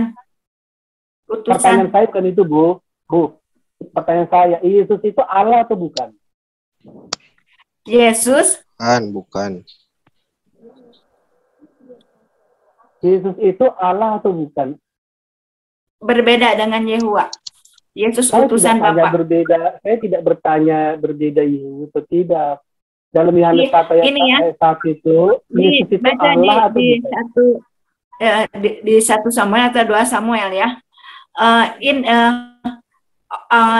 Orang yang inilah antikris itu, yaitu yang antikris adalah orang yang tidak percaya bahwa Yesus telah menjadi disebut antikris. Itu perjanjian baru, Ibu. Yesus datang turun ke bumi itu sebagai manusia, bukan sebagai Tuhan. Yang disebut sebagai antikris manusia, itu. berarti dia sebagai manusia, berarti dia bukan manusia. Yesus datang sebagai manusia. Yesus makhluk pertanyaan di surga turun ke bumi. Kita ini dialog supaya kita saling memahami. Saya memahami Ibu. Ibu mengatakan Yesus itu turun sebagai manusia. Kalau turun sebagai manusia, berarti dia bukan manusia. Benar apa betul? Iya. Ya, tapi Yesus jadi kalau Yesus turun sebagai Tuhan itu disebutnya antikris malah. Bukan itu Yesus pertanyaan saya. turun sebagai manusia, bukan sebagai Tuhan. Bu, pertanyaan saya. Ibu mengatakan Yesus turun dari surga sebagai manusia. Artinya dia bukan manusia. Kalau saya datang sebagai utus Allah turun ke bumi sebagai berarti dia adalah Allah. Yesus makhluk roh di surga. Iya, betul. Tapi bukan Allah itu sendiri. Pertanyaan saya, Yesus itu Allah atau manusia?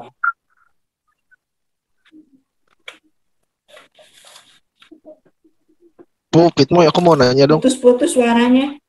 Bu, aku mau nanya dong. Ya. Sabar Michael, sabar, jangan dipotong dulu. Ya, beres dulu sama Pak Petro. Yesus itu, saya mau belajar juga imannya ibu, bukan untuk mengenal pertanyaan saya. Yesus itu Allah atau manusia? Yesus makhluk roh di surga, diutus Allah turun ke bumi untuk menjadi manusia, bukan menjadi Tuhan. Saya tidak bilang, bukan menjadi Tuhan, menjadi Allah. Saya tidak tahu, pertanyaan saya jelas. Yesus itu Allah atau manusia? Turun ke bumi sebagai manusia. Yesus turun ke bumi sebagai manusia, karena yang akan ditebus manusia. Berarti Yesus itu manusia. Yang akan ditebusnya manusia, dan itu jadi manusia. Jangan panjang, ibu panjang langsung ke dogma, ibu tidak menjawab pertanyaan. Berarti Yesus adalah manusia, benar atau betul? Iya. Lalu bagaimana ibu membahas, menjelaskan Yohanes 1 ayat 4 ini dalam tradisi Yehova? Yohanes 1 ayat 1 ini merujuk kepada Yesus atau bukan? Pada mulanya adalah firman itu bersama-sama dengan Allah, dan firman itu adalah Allah. Ini saya pernah mendengar juga kalimat ayat ini, katanya itu dari salinan dari suatu syair gitu, katanya suatu apa? Tidak masalah. Itu pendapat Yehova itu syair atau bukan syair? Bukan itu. Kalau di itu kan pada mulanya firman itu adalah suatu Allah. Saya belum punya Alkitabnya ya. Di mana Anda mengatakan suatu Allah? Apa pengaruh satu Allah dengan Allah? Apakah satu Allah bukan Allah? Allah Yehova dengan Yesus itu berbeda ya. Bapak yang mengutus aku. Bapak lebih besar daripada aku. Ya, setuju. Nggak masalah kita, Bu. Kalau ibu melompat-lompat ke sana kemari, kita nggak satu arah di dialognya. Ibu tidak tercerahkan, saya tidak mengenal iman ibu dengan baik. Tadi ibu mengatakan Yesus itu manusia. Lalu bagaimana ibu mau menjelaskan Yohanes 1 ayat 1 ini?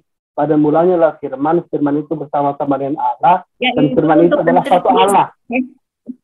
Itu untuk Trinitas. Oh, untuk Trinitas. Ini sudah beda.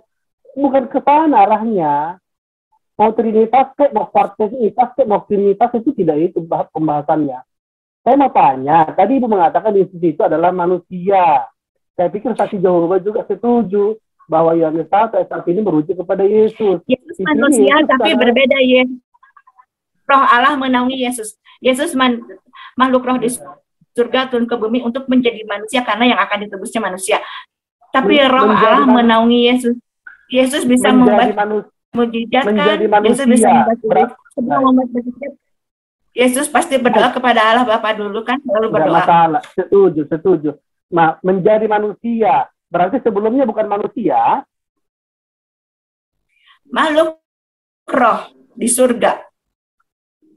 Ibu ngerti nggak apa arti makhluk? Makhluk roh di surga makhluk. Pokoknya.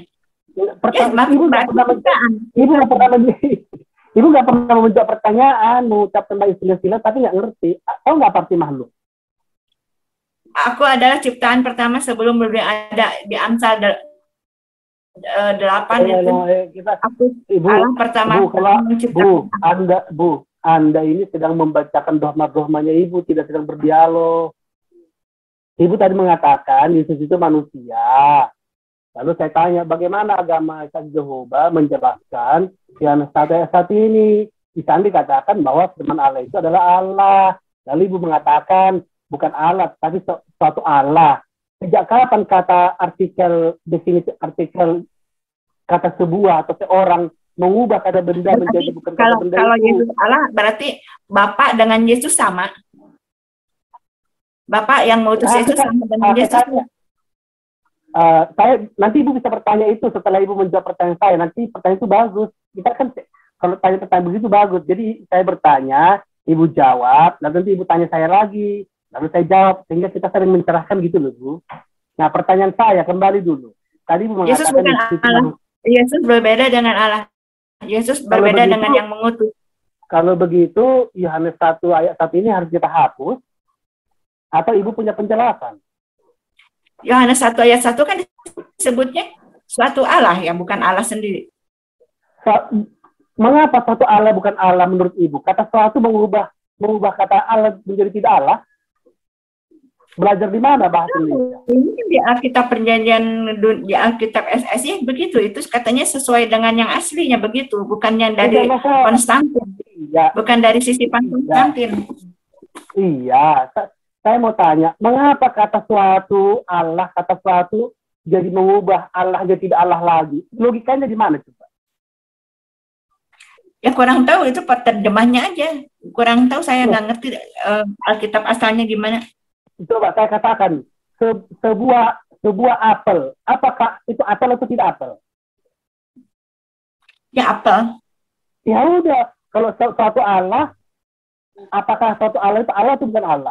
Sekarang saya tanya, Yesus dengan Bapa yang mengutus sama enggak? Nanti saya itu beda, Bu. Beda. Ibu jawab ya, makanya, itu aja intinya itu Yesus itu. Aku tidak bisa berbuat apa-apa kalau setuju Bu. Itu kita nggak perlu perdebatkan karena saya setuju apa yang Ibu katakan. Saya mau belajar dengan Ibu. Kalau Ibu tidak hanya membacakan dogma-dogmanya, Ibu tadi mengatakan Yesus itu bukan manusia, Yesus itu manusia. Lalu saya mau tanya, Yohanes 1 ayat 1 ini apa penjelasan agamanya Ibu? Karena di sini katanya firman Allah itu yang adalah Yesus adalah Allah. Lalu Ibu memperbaiki terjemahannya bukan Allah, adalah suatu Allah. Lalu saya tanya lagi, sejak kapan kata suatu Allah menjadi tidak Allah? Suatu ya intinya begini aja. Intinya aku nggak perlu Allah-Allahnya. Yang intinya Yesus dengan Bapa itu beda. Yesus utusan Bapa. Tapi Roh Allah menaungi Yesus. Roh Allah menaungi Yesus. Trinitas juga membedakan. Hanya gimana posisi orang. Betul Bu. Trinitas kami juga membedakan Bapa, firman Bapa dan Roh Bapa. Kita bedakan.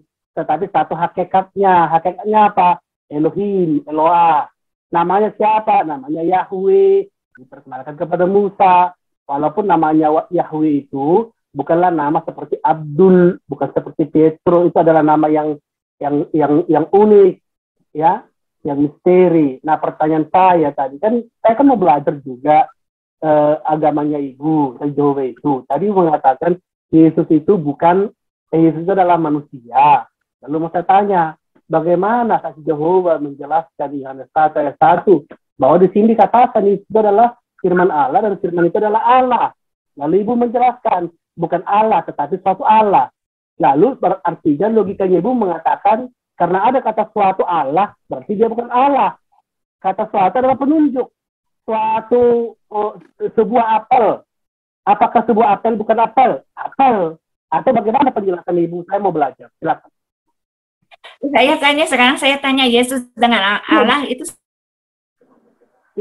Yesus dengan Allah, coba ditanya. Satu sama Bapak dengan Yesus itu Allah, sama-sama Allah. Coba diulang pertanyaannya, Bu. Kita sama-sama belajar. Yesus dengan Bapak sama enggak? Yesus dengan Bapak. Yesus dengan Bapak beda. Itu sama enggak? Bentar, Bu. Kalau bertanya satu-satu, jangan dibrondol gitu. Itu sama. Berarti kalau Yesus Yesus itu Allah berarti tenang. Bu, sebentar. Ibu kalau bertanya satu kalimat pertanyaan, satu topik. Coba tanya satu kalimat aja. Yesus dengan Bapa itu satu. Dengan Allah yang ngutus Yesus. Berhenti sampai di sana. Nanti Ibu bingung loh. Apakah Yesus itu sama dengan Bapa? Itu pertanyaannya. Setuju? Ya. Baik. Benar, Bu. Yesus dan Bapa itu beda. Yesus itu adalah dasar Bapa. Ya, dasar Bapa. Bapa menjadi sumber segala sesuatu. Bapa menjadi sumber keluarnya dasar. Bapa menjadi sumber keluarnya roh. Semua kehendak Bapa, kuasa Bapa dinyatakan melalui dasarnya. dalam inkarnasinya kita sebut Yesus. Kira-kira begitu, Bu. Ketiganya berbeda, tetapi satu dalam hakikat Elohim. Bagaimana Yesus kok nggak mau disebut Tuhan? Tapi dia Matius 7 itu Yesus nggak mau disebut Tuhan. Banyak ayatnya di dia. Bukan yang satu-satu. Bu. Ya. Matius berapa?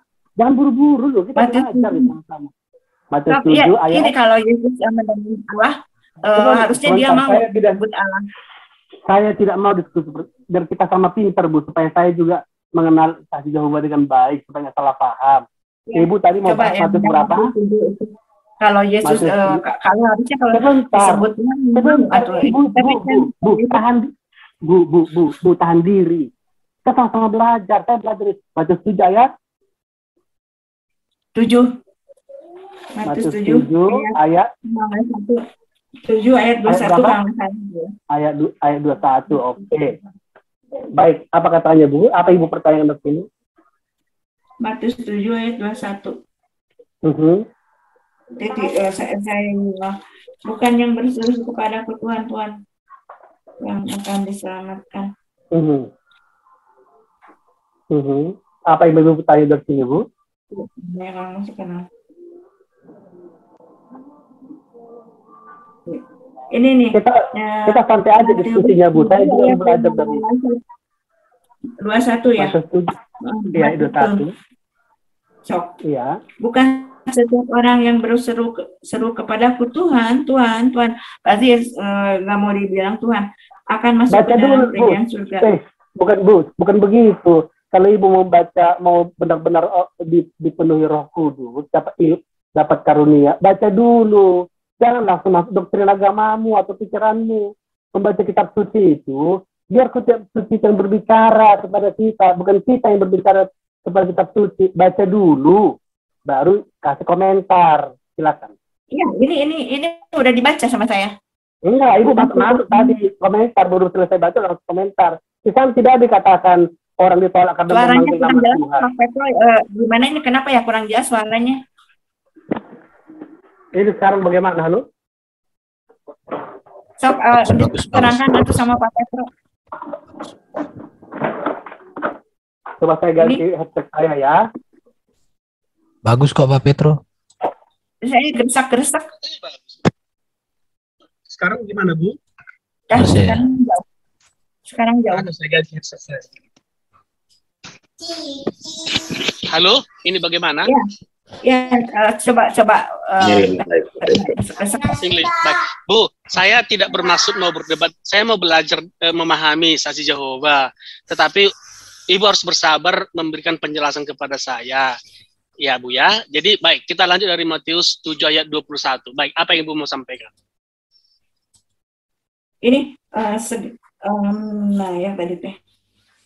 Bukan yang bahasa saya, bukan yang setiap orang berseru kepadaku Tuhan akan masuk ke dalam kerajaan surga, melainkan dia yang melakukan kehendak Bapakku yang di surga. Pada hari terakhir banyak orang akan berseru kepadaku, Tuhan, bukankah kami bertemu demi namamu dan mengusir setan demi namamu dan mengadakan banyak mukjizat demi namamu? Pada waktu itulah aku akan berterus terang kepada mereka dan berkata, aku tidak pernah mengenal kamu.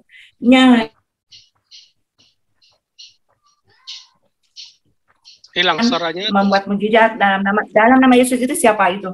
Baik. Pertanyaan Bu, Ibu sudah membaca. Kalau baca kitab suci itu baca dulu. Baru setelah selesai membaca. Enggak, Ibu menafsir-nafsir, gitu. Baik, Ibu sudah membaca. Sebentar, Ibu sudah membaca ayat 21 dan 22, benar? Iya. Baik. Saya mau tanya. Sebentar Bu, kan Ibu tadi sudah membaca, kan ada namanya dalam sekolah dulu ada reading comprehension, kalau Ibu pernah dengar itu. Apa itu reading comprehension? Memahami isi bacaan. Memahami isi bacaan itu bagaimana caranya? Membuat kalimat tanya, apa, mengapa, siapa, bagaimana, di mana, bagaimana, gitu. Nah sekarang kita aplikasikan kata tanya ini, gitu. Siapakah yang, mengapa orang yang menyebut Tuhan itu ditolak oleh Yesus? Yang menuhankan Yesus ditolak ya?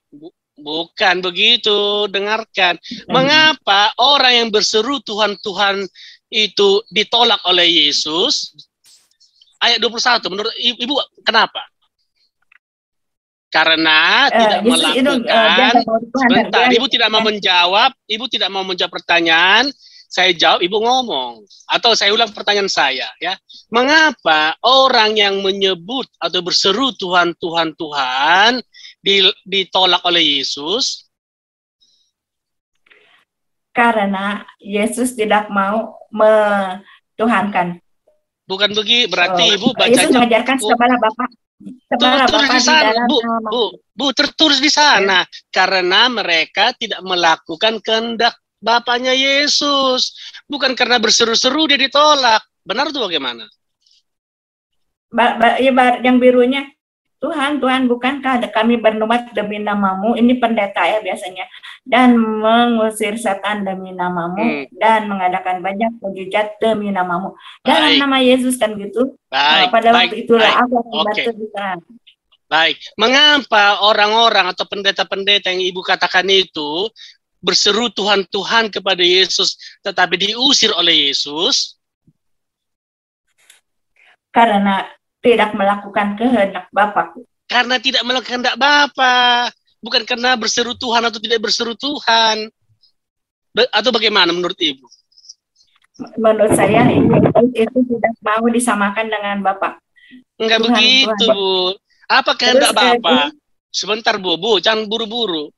Jadi mereka yang kayak seperti Ibu, seperti saya, seperti siapapun yang menuhankan Yesus tetapi tidak melakukan kehendak Bapa, artinya orang hanya menuhankan Yesus di bibirnya saja, di KTP-nya saja, tetapi tidak memahami, tidak melakukan kehendak Bapa. Harusnya Ibu itu harus tahu apa itu kehendak Bapa. Apa kehendak Bapa? Mengenal Engkau satu-satunya Allah yang benar dan mengenal Yesus itu. Ingat peristiwa Tabor. Inilah anakku yang kukasihi, kepadanya laku berkenan, dengarkanlah dia. Jadi kehendak Bapa itu supaya Ibu mendengarkan Yesus. Iya, Yesus itu kan sebagai perantara, bukan sebagai. Nanti dulu, Bu. Nanti dulu, istilah terlalu berat Ibu nanti masuk lagi. Nanti masuk topik lain, topik baru lagi sebagai perantara kan. Jadi kalau Ibu itu mau memahami kitab suci, ya, pahami, jangan lompat-lompat dulu. Kita bahas Matius ini. Mengapa orang-orang yang berseru Tuhan, Tuhan ditolak oleh Yesus? Bukan karena berseru Tuhan mereka ditolak, tetapi karena mereka tidak melakukan kehendak Bapa. Benar apa betul? Kalau pendeta mungkin merasa benar ya udah melakukan. Jangan menghakimi orang, Bu. Jangan menghakimi orang. Orang yang berseru-seru, orang-orang yang berseru saksi Jehovah juga tidak akan masuk surga kan? Berdasarkan teks ini dulu, Bu. Berdasarkan teks dulu, Bu. Kan kita saya bukan yang berseru kepada Tuhan. Iya. Ini kontradiksi dengan yang ini Roma 10. Jangan lompat-lompat dulu. Bukan perbandingan. Sebentar, Bu. Ibu itu sedang dicekoki dengan doktrin, tapi Ibu tidak mengerti apa Ibu ucapkan. Ini pelajaran saya. Saya kan di Protestan juga. Saya Protestan, guru sekolah minggu nih saya. Nggak masalah mau Protestan mau apa kan dari cara Ibu cara kita berdiskusi aja Ibu tidak mau teratur gitu loh. Tadi Ibu bilang pertama ingat nggak? Ibu bilang Yesus itu adalah manusia. Tetapi Ibu gagal menjelaskan Yohanes 1 ayat 1 kepada saya. Padahal harusnya agama Ibu itu harus punya konsep menjelaskan itu. Konsepnya apa? Konsep standar. Saya sudah lama mengenal saja Jehovah. Jawabannya sama, suatu Allah. Jadi sejak kapan kata suatu, sebuah, sebiji, mengubah kata yang mengikutinya. Suatu Allah menjadi tidak Allah. Ya, suatu begini Bang Pietro. Sorry, saya potong. Silakan. Kemarin ini dia berbicara. Sebentar Bu. Kemarin Ibu berbicara kalau Ibu dari Katolik. Sekarang Ibu berbicara dari Protestan. Katolik. Entah mana yang benar ini, Bu. Saya semua agama Bang ya. Saya Katolik, terus mualaf, udah mualaf, terus pernah mendengar didengarin sama keluarga kaset-kaset Murtadin, didengarkan kaset Yusuf Roni tentang Al-Fatihah. Akhirnya saya bimbang, terus mencari gereja ini yang Protestan yang saya ngajar sekolah minggu ini. Tapi Protestan juga saya kurang cocok ini. Bu, Ibu tidak tahu apa-apa, Bu. Ibu jangan, Ibu. Tidak masalah apakah Ibu ketemu saksi Yehova, saya baca saksi Yehova. Enggak masalah apakah Ibu saksi Yehova, Protestan, ateis, Buddha, Hindu, tidak masalah itu semua. Tetapi masalah adalah cara berpikir Ibu yang enggak benar. Ibu tidak mau membaca dan memahami apa yang Ibu baca. Ibu terlalu labil. Psikologi, mental, pikiran Ibu terlalu labil. Jadi Ibu tidak punya pandangan, bahkan membaca yang jelas pun Ibu tidak bisa. Apa yang Ibu katakan tentang Matius tadi itu persis seperti yang dikatakan orang Islam. Padahal jelas di sana. Coba. Yesus menolak sebentar, Bu, sebentar saya tutup sampai saya habis kalimat saya. Yesus menolak orang itu bukan karena menyebut Tuhan, tetapi karena tidak melakukan kehendak Bapa. Justru orang seperti ini, seperti saya, Pak Erben dan lain-lain, kami selalu bicara Tuhan, tapi kalau kelakuan kami tidak sungguh mencerminkan kehendak Bapa, kami akan ditolak. Ditolak bukan karena menuhankan Yesus, ditolak sudah menuhankan tetapi menolak kehendak Bapa. Itu arti ayat itu, Bu ya. Lanjut, silakan mau tanya yang lain. Coba sekarang lanjut ini. Kalau di Markus saya mau nanya, boleh nih? Saya mau nanya, Bu. Ibu tahu nggak Pak Petro di mana? Saya nyari-nyari dari tadi. Terima kasih, Bu.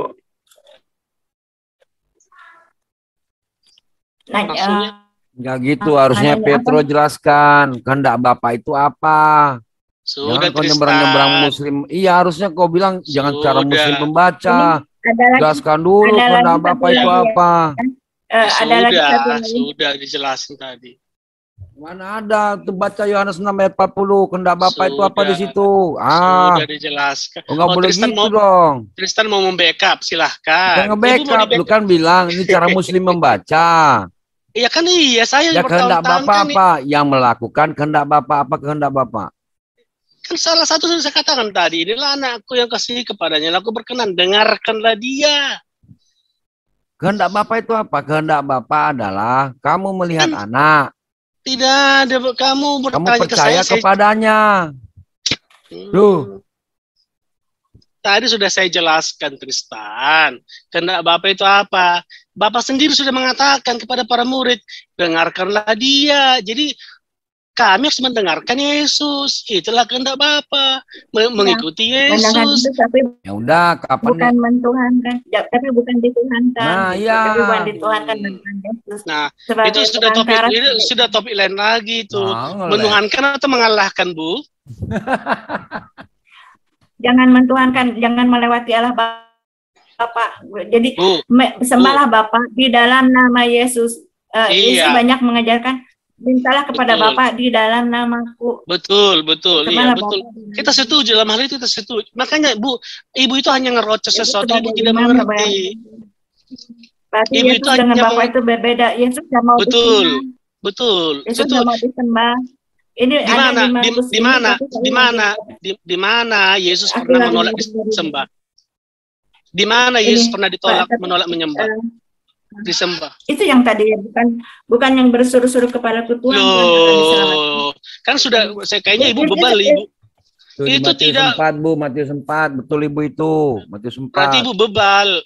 Itu adalah orang yang menuhankan Yesus di mulutnya, tetapi melakukan kejahatan, membunuh, memerkosa, pedofilia, gitu, kawin kontrak, merampok. Di Markus ini, tapi saya nggak apa aja. Gini deh, nggak kawin, pahin. Nggak kawin itu, bukain ayatnya deh, yang tadi deh. Kayaknya ibu ini susah banget sih nangkap dari tadi. Bentar. Si Pak Erben aja, kan Pak Erben yang share screen gua, kalau misalnya share screen, ya gambarnya nggak keluar juga di screen gua. Ya udah ya. Di YouTube. Susah banget. Pak Erben bisa bantu nggak? Nggak hafal ayatnya nih. Ada seorang muda lari-lari. Taruh, Bu. Matius 4 dulu, Bu. Matius 4. Tadi Matius berapa sih yang dibuka? Bingung. Yesus yang baik. Enggak. Kata Yesus, apa kau katakan aku baik? Yang tadi aja. Ini ayat 21. Ayat 21. Iya. Matius berapa? Matius 7 ayat 21 22. Matius 7 kan Ibu kan Matius 7 bilangnya Tuhan. Nah, Sekarang coba Ibu baca dulu deh dari ayat 15. Kan baca Alkitab nggak boleh comot satu ayat doang. Ibu harus ngerti. Sebenarnya sih dari ayat 1 lebih bagus, cuman ayat 15 dulu. Coba Ibu tolong bacain ayat 15 seperti apa. Karena sesaklah pintu. Ini waspadalah. Waspada terhadap nabi-nabi palsu yang datang kepadamu dengan menyamar seperti domba, tetapi sesungguhnya mereka adalah serigala yang buas. Oke, contohnya Saulus, Bu, itu Bu, Saulus contohnya. Sekarang berhenti dulu di situ, ya. Nah, waspadalah terhadap siapa, Ibu? Kayaknya ini Indri nih, kayaknya Indri ya. Indri, iya Bu, itu Indri, Saulus, Bu, Saulus, hati-hati Bu. Udah, one way kau diam dulu. Ya, waspadalah terhadap siapa? Nabi-nabi palsu. Nabi-nabi palsu. Nah, kalau nabi-nabi palsu itu kebanyakan dia berbuat apa, Bu? Ya, penipuannya karena nabi palsu mungkin. Iya, kan kadang-kadang dia suka berbuat mujizat segala macam lah ya. Betul nggak? Ya. Nah, kalau bukan dari Allah yang akan terjadi mujizat. Sekarang ayat 16, Ibu baca ayat 16. Dari buahnya lah setiap pohon yang baik menghasilkan buah yang baik. Apanya dibaca Ibu? Buah yang tidak baik. Dari buahnya lah kamu akan mengenal mereka. Ibu salah baca itu. Nah, sekarang ayat tidak mungkin yang baik menghasilkan buah yang tidak baik. Ya, tidak mungkin dong buah yang baik menghasilkan yang tidak. Ayat 17-nya Ibu baca. Dan setiap pohon yang tidak menghasilkan buah yang baik pasti ditebang dan dibuang di dalam api. Ibu baca yang mana pasti ditebang? Iya, ini dia pakai kitab sendiri tuh. Ada di layar, Bu. Ini yang di-share ini yang dari share di layar. Iya, yang di-share itu enggak kayak gitu kalimatnya. Berarti Ibu ayat mungkin 17, Bu. Ayat 17. Saya baca yang di-share. Iya. Ayat 17. Ayat 17. 17, demikian setiap pohon yang baik menghasilkan buah yang baik, sedangkan pohon yang tidak baik menghasilkan buah yang tidak baik. Jadi pohon yang baik menghasilkan buah yang baik, pohon yang tidak baik menghasilkan buah yang tidak baik. Nah, ayat 18, Bu. Tidak mungkin pohon yang baik menghasilkan buah yang tidak baik, ataupun pohon yang tidak baik menghasilkan buah yang baik. Nah, ayat 19. Dan setiap pohon yang tidak menghasilkan buah yang baik pasti ditebang. Pasti apa, Bu? Dan pasti ditebang dan dibuang dalam api. Oke, Ibu baca lagi ayat 19. Pelan-pelan Ibu bacanya. Dan setiap Iya, enggak. Ibu baca pelan-pelan aja. Ayat 19 Ibu baca pelan-pelan. Lu orang tua lu suruh baca-baca dari tadi Duran. Enggak, biar dia paham. Dan tadi kan harusnya lu bacain. Enggak apa-apa. Emang kalau orang tua kenapa? Yang tidak baik gantian lah. Buah yang baik pasti ditebang dan dibuang ke biarin Bro Tristan, biarin. Jadi dari buahnya lah kamu akan mengenal mereka. Saya ulangin ya, Bu. Ayat 19 mengatakan, dan setiap pohon yang tidak menghasilkan buah yang baik pasti ditebang dan dibuang ke dalam api. Ayat 20 saya yang bacain sekarang, Bu. Jadi dari buahnya lah kamu akan mengenal mereka. Mereka ini siapa nih? Mereka ini adalah buah yang baik dan buah yang tidak baik. Bukan setiap orang yang berseru-seru kepadaku, Tuhan yang akan diselamatkan. Jadi siapakah yang akan dibuang? Siapakah yang akan ditolak Yesus? Yaitu buah yang tidak baik, Bu. Nggak mungkin kalau pohon yang baik, nggak mungkin kalau pohon yang tidak baik mentuhan-tuhankan Yesus ya. Nggak mungkin. Kalau pohon yang tidak baik mungkin nggak akan mentuhan-tuhankan. Kan dari sini kan Bro Duran. Mungkin. Jadi sebenarnya kan kalau kita konsisten dengan ayat ini, bukan setiap orang di sini artinya pohon yang baik dan pohon yang tidak baik ini kan? Betul, iya. Nah, jadi tidak setiap pohon itu yang berseru kepadaku, Tuhan akan masuk kerajaan surga. Tetapi hanya yang melakukan kehendak Bapakku yang di surga. Jadi kalau mau dikaitkan setiap orang ini gambarannya kepada pohon, maka pohon yang tidak baik dengan pohon yang baik. Makanya dikatakan tidak setiap. Karena pohon yang tidak... Bentar, pohon yang baik, dengar dulu. Pohon yang baik berseru, Yesus Tuhan. Pohon yang tidak baik juga berseru, Yesus Tuhan. Maka dikatakan bukan setiap orang. Jadi bukan orang. Maka kenapa? Karena memang ada dua kelompok di sini. Memang kan ada pembedaan kan? Iya, betul. Logikanya bro.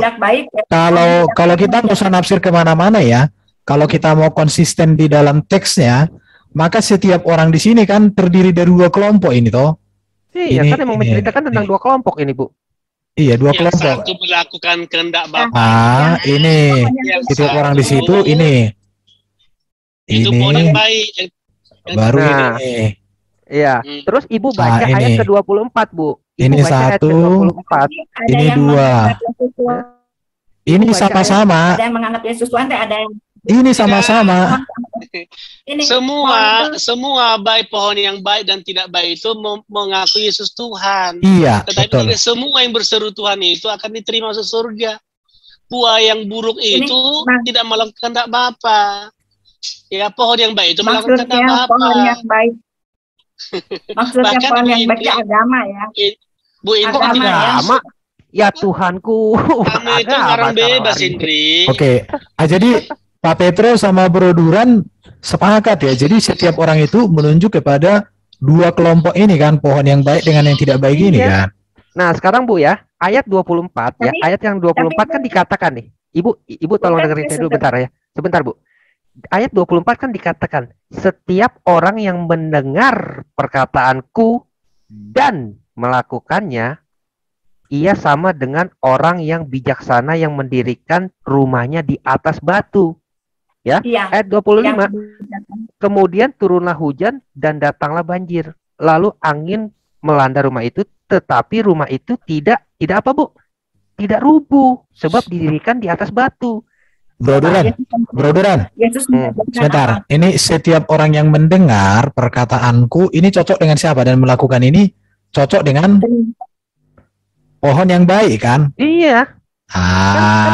Kan terusan daripada ayat yang di atas. Ini pohon yang baik ini maksudnya ini. Ya.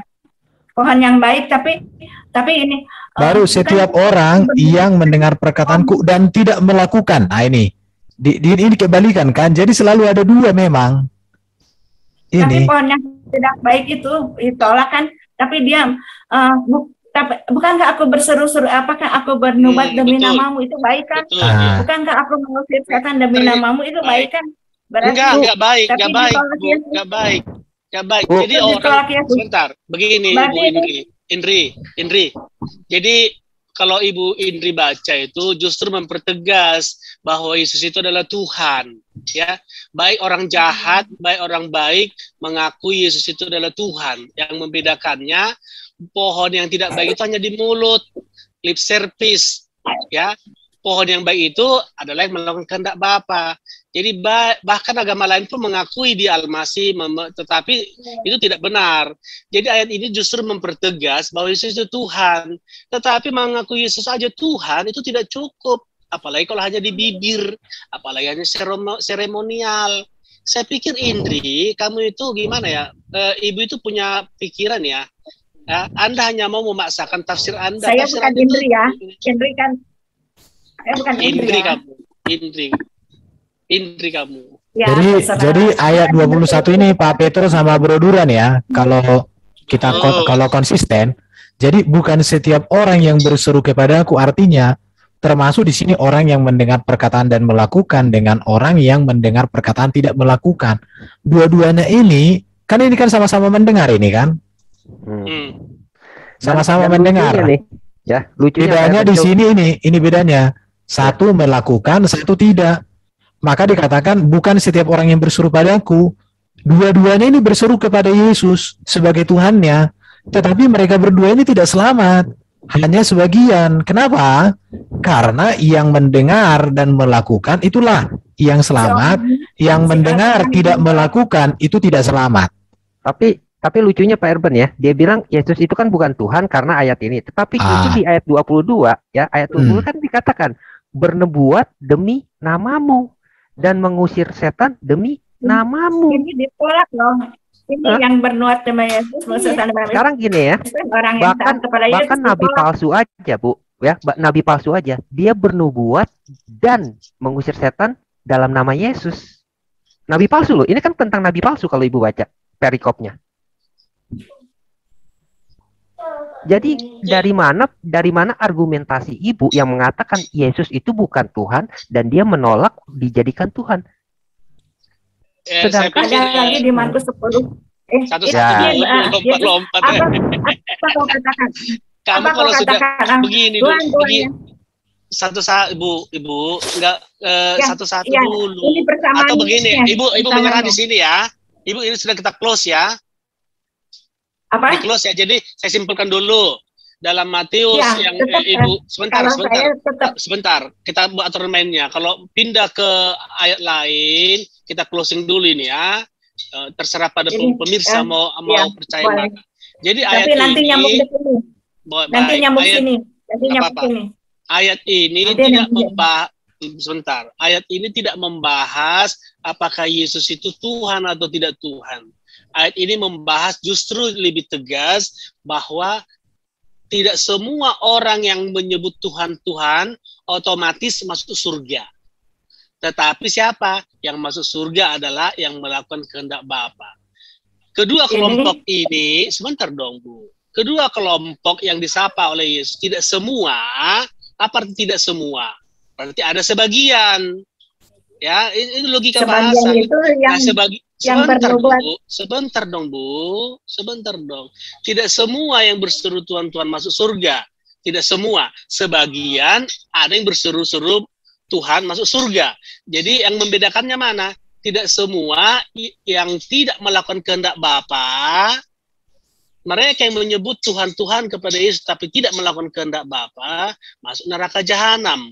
Mereka yang menyebut Tuhan-Tuhan dan melakukan kehendak Bapa, masuk kerajaan surga. Itu arti dari pembicaraan ini. Kata tidak semua, berarti ada dua kelompok. Sebagian ini, sebagian itu.